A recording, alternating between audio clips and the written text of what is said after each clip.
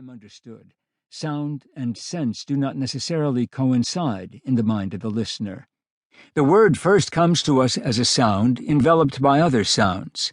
It is only later, on a higher level of abstraction, that we detach the word from its soundscape, parsing its meaning according to linguistic codes.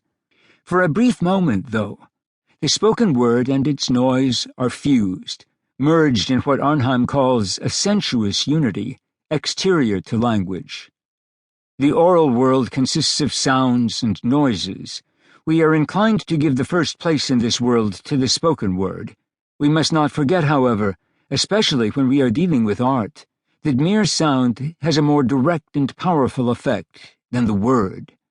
It is difficult at first for most people to realize that, in the work of art, the sound of the word, because it is more elemental, should be of more importance than the meaning. But it is so. Arnheim was asking readers to think of sound as a semiotically complex phenomenon in itself, detached from verbal meanings.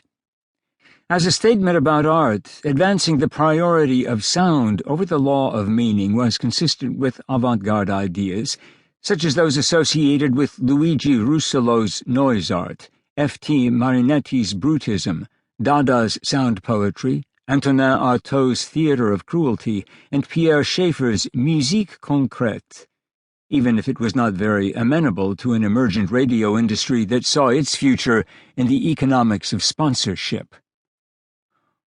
Once sound was no longer tethered to linguistic meaning, a radical form of radio art was implied, as Douglas Kahn has noted, a possibility unlikely to please the guardians of American radio. Phonophobia. In fact, cultural nervousness about the psychodynamics of radio sound had already appeared.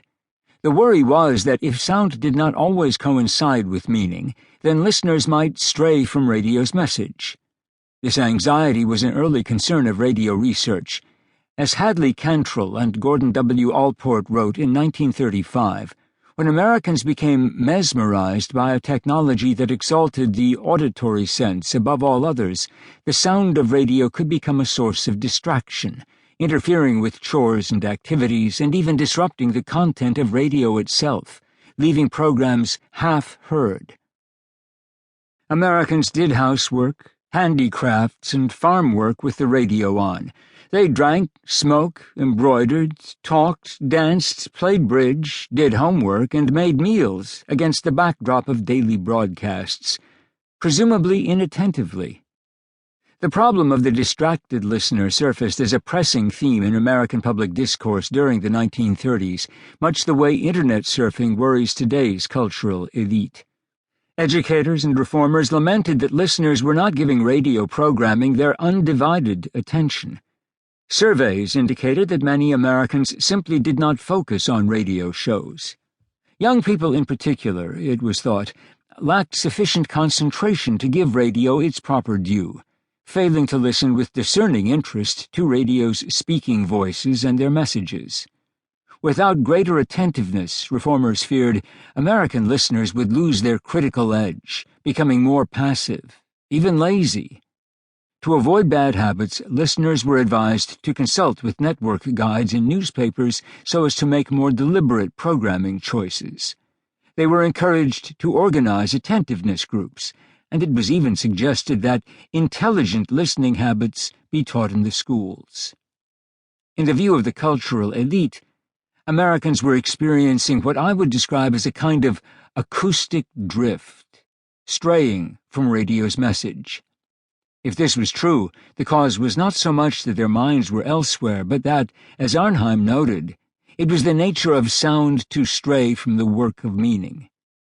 Since sound follows the listener wherever he turns, radio tends to become the auditory foil of daily occupations, attracting sporadic attention, but not really commanding its audience. Pure sound, he wrote, encourages the mind to wander.